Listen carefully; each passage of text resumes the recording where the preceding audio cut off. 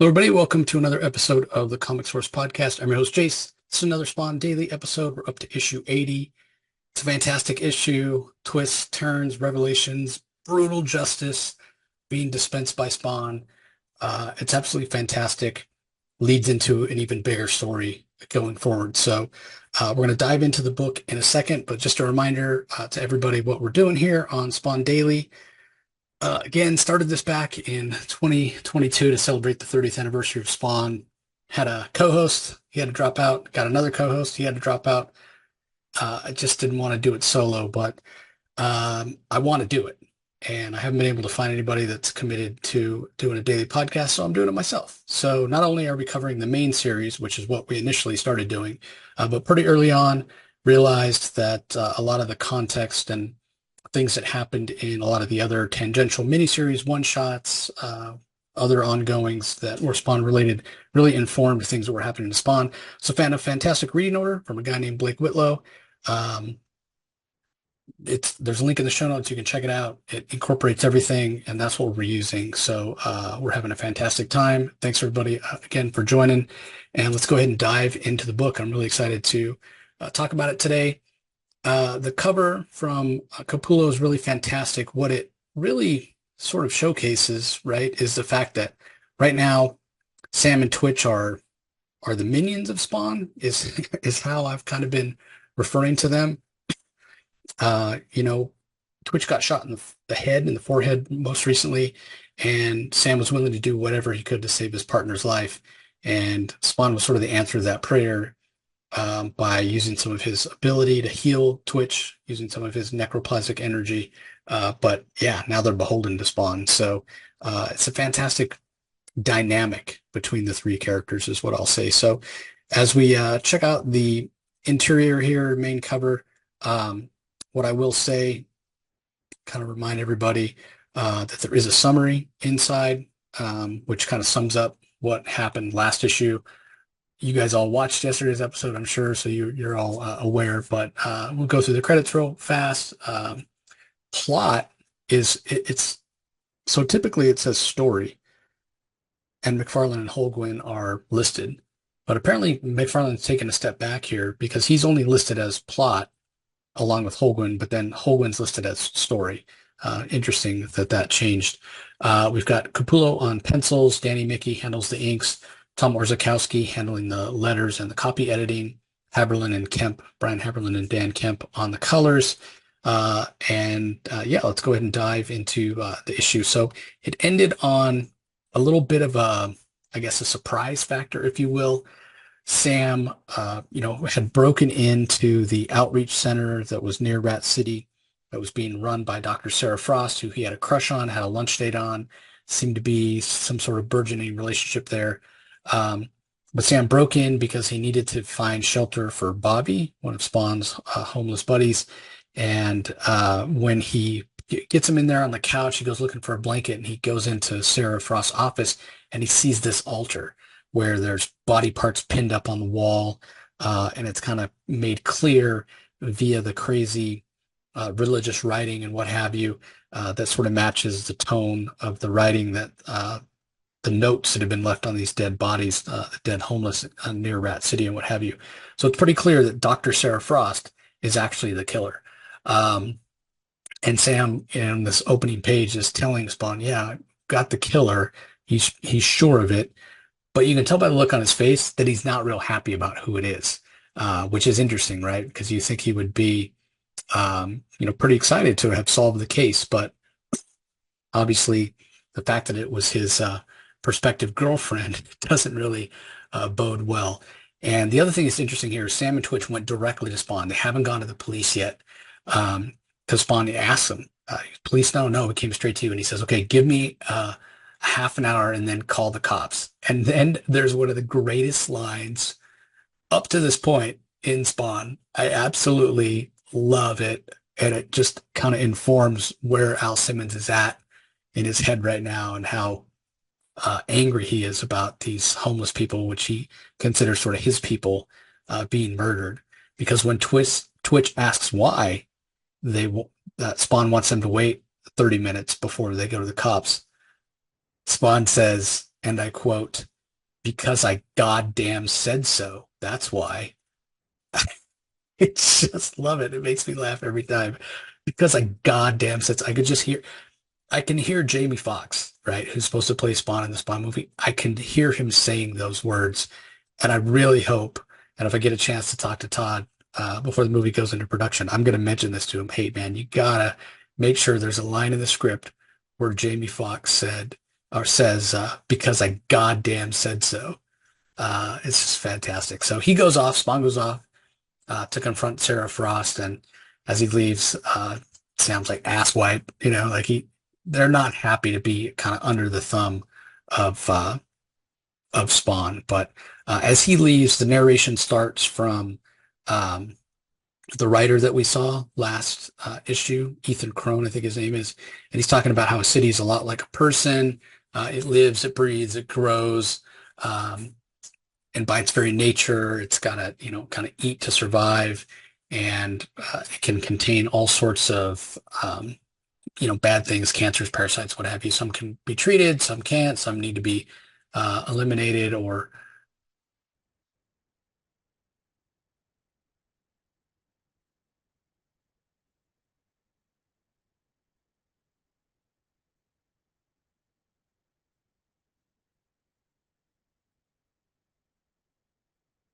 so Spawn goes off, this narration starts. And we're not sure at first who's narrating, but it says the city's a lot like a person. It lives, it breathes, it grows, has its own unique anatomy and its own charms. And by its very nature, and this is where it gets kind of weird, it's got to kill and devour in order to survive. Wait, what?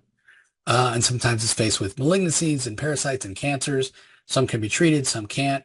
Others need to be eliminated, eradicated. So at that point, you're like, oh, this is the exterminator killer that's talking about this stuff.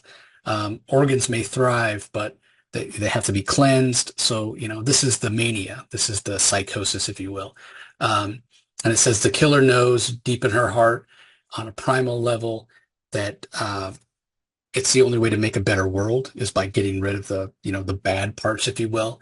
And it says the men on the TV have been saying terrible things about her and about her actions, words like murder and sociopath, and they just don't understand that it's thankless work. And, especially being that she's a doctor, right? She takes a clinical sort of approach to it. And in her mind, she's kind of excising bad tissue, bad things from the body. If she sees the city as a living being, um, and she sees these homeless as something that's damaging the body, again, parasites, cancers, whatever, she wants to cut those out. So yeah, she's got a real problem. She's definitely off the deep end.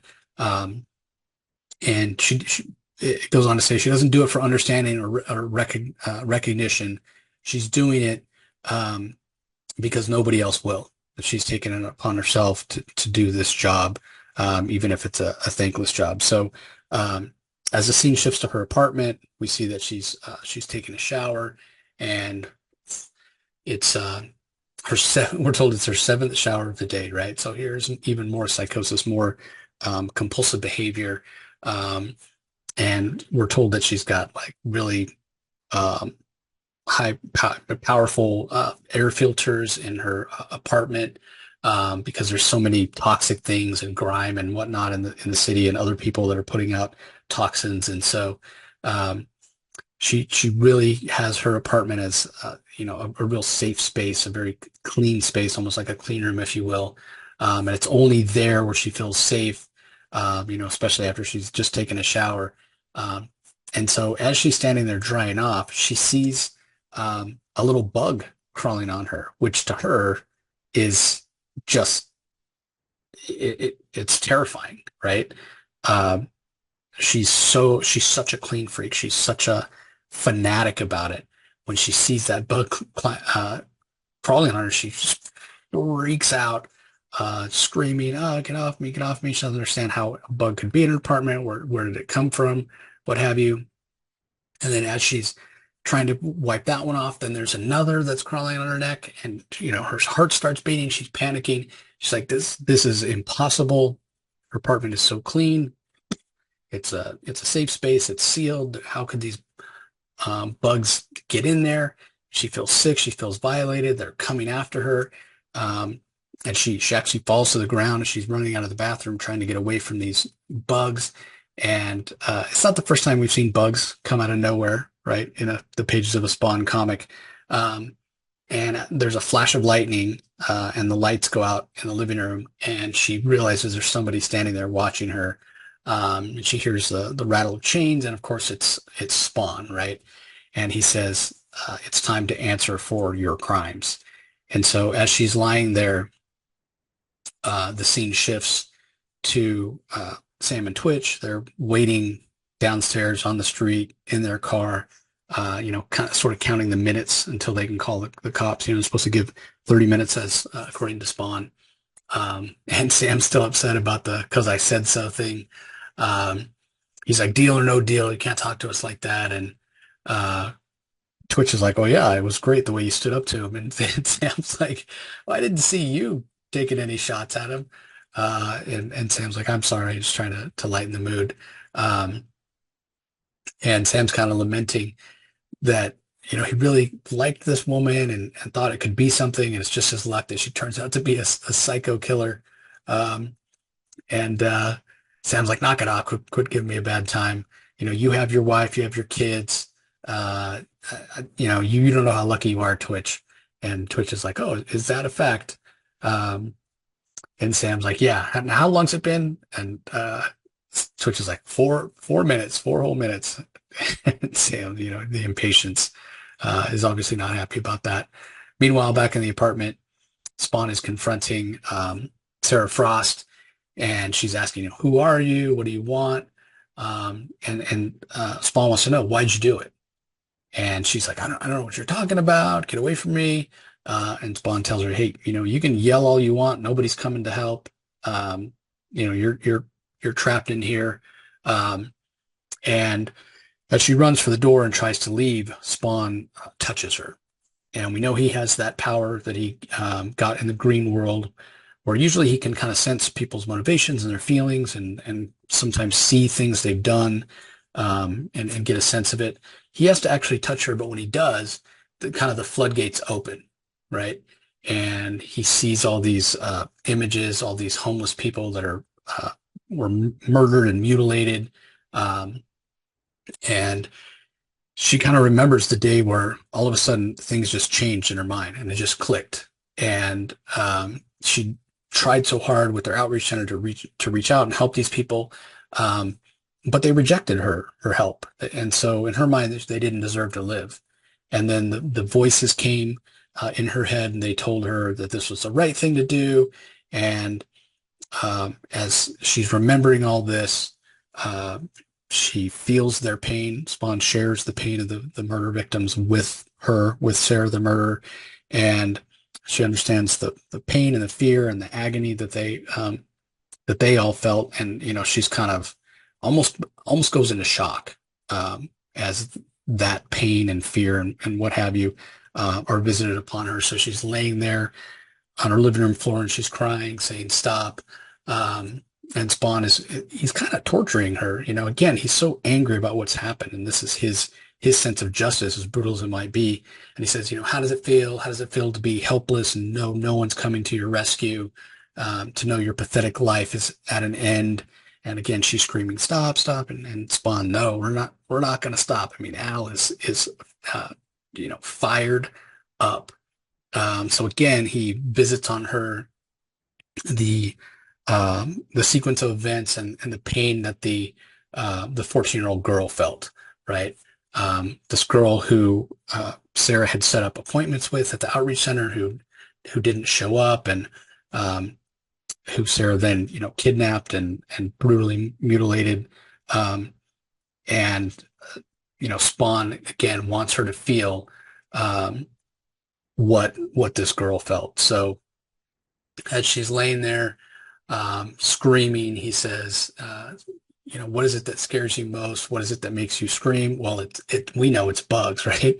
So as she's laying there, the bugs show up again, and they're crawling all over her, and she's freaking out, and she's trying to brush them off. the thing is, it's all in her mind, right? This is Spawn using his abilities to make her think that there are bugs climbing all over her. There aren't really any bugs, um, but in her mind, there are. And again, it's the worst thing that can happen. She's just screaming at him to stop, and Spawn doesn't want to hear it. He says, "You're not even allowed to beg."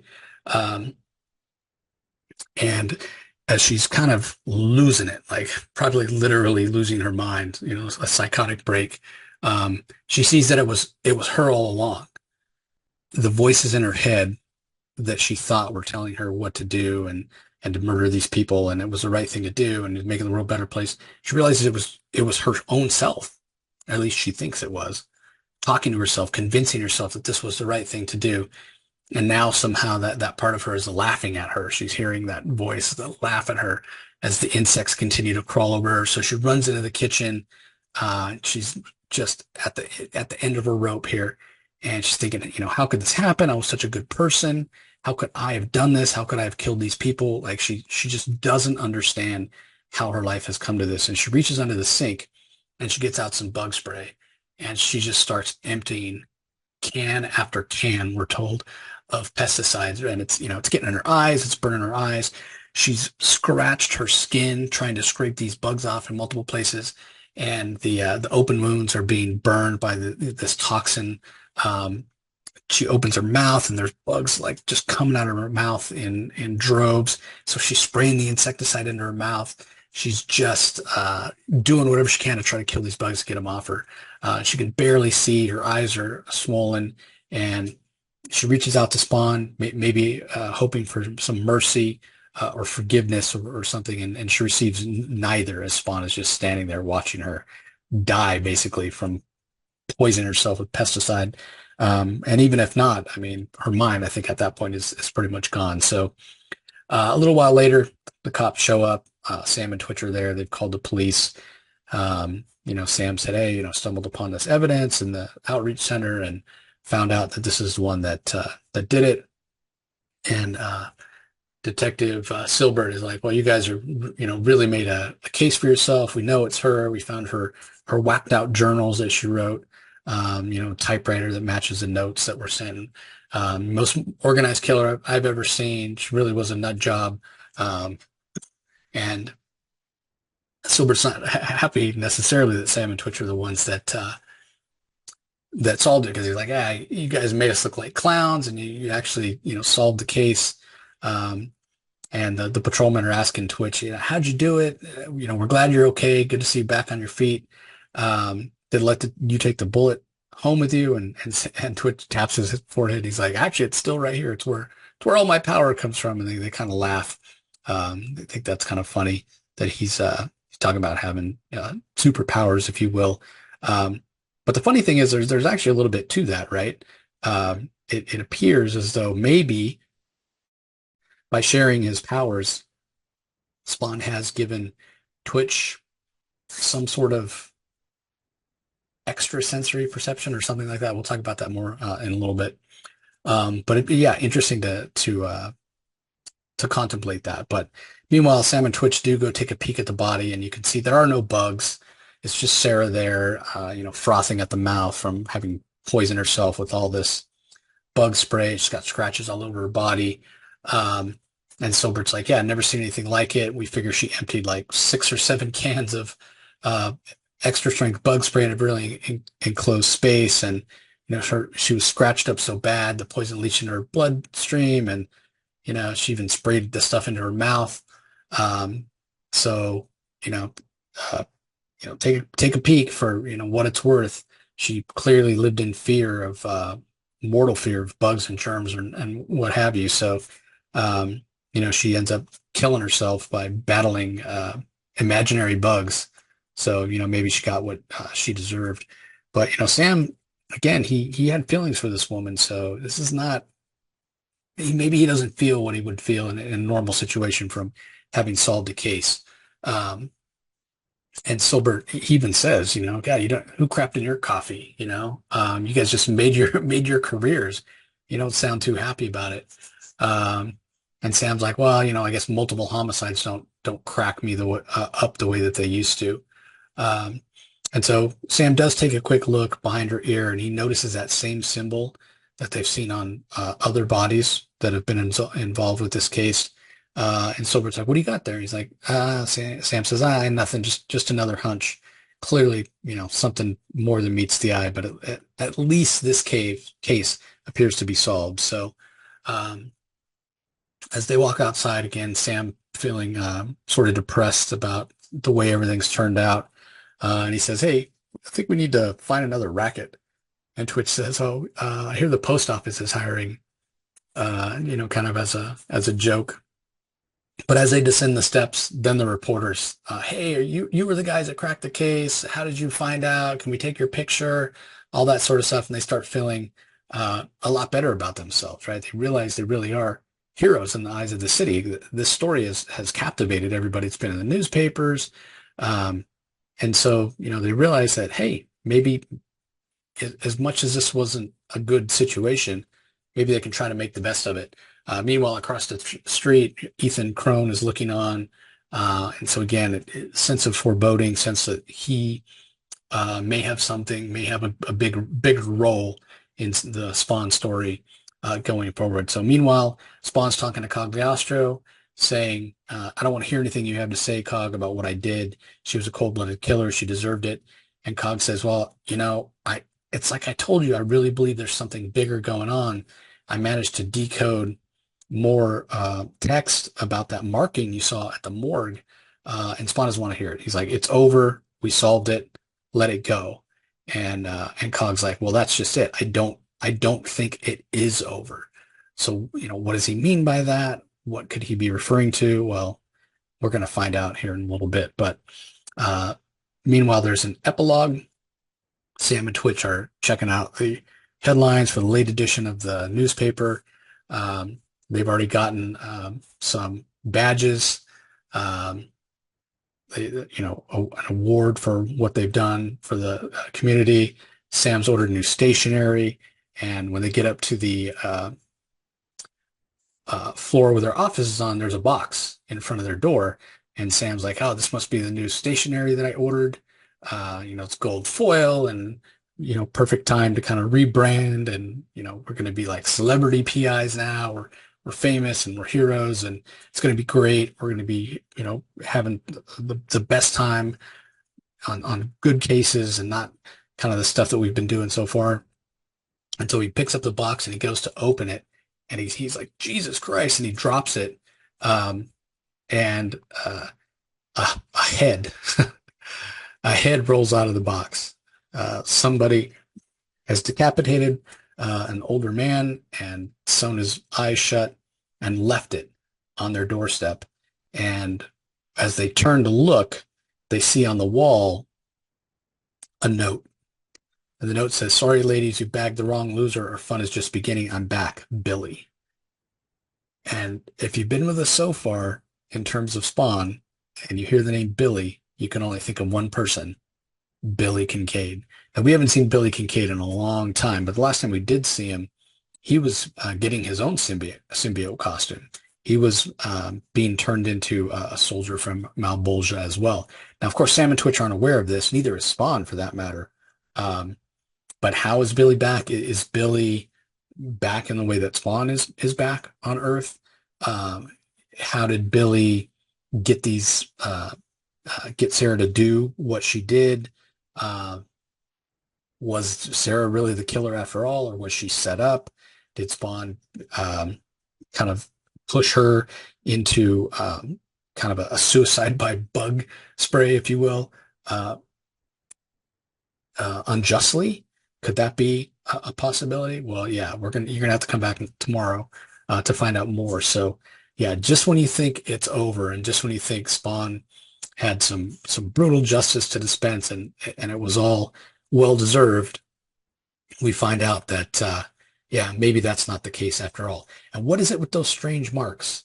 Is that Billy's mark? Spawn and Cog were looking through some texts, and they mentioned that it was, kind of the mark of to do with the Knights of Templar, or maybe it had to do with demons or possession, or that sort of thing. So there's a lot to unpack there for sure. But yeah, we haven't seen the last of Billy Kincaid apparently, and we're going to see some more of him very, very soon. So I have a little bit of mixed feelings about that. I don't care for the character of Billy Kincaid that much. I do feel like he's a little bit of a cliche. He's a little bit two-dimensional. Um, but maybe it's just he's just despicable, as a character based on the things that he does. I mean, he's a child killer. So it's not like we're supposed to like him, if you will. Uh, but yeah, I wouldn't be sad if at some point we were told, hey, we have seen the last of Billy Kincaid. So we'll see how he is involved in everything that's been going on. Next issue starts to become more clear, and things start to really pick up. So anyway, that's going to do it for this episode, everybody.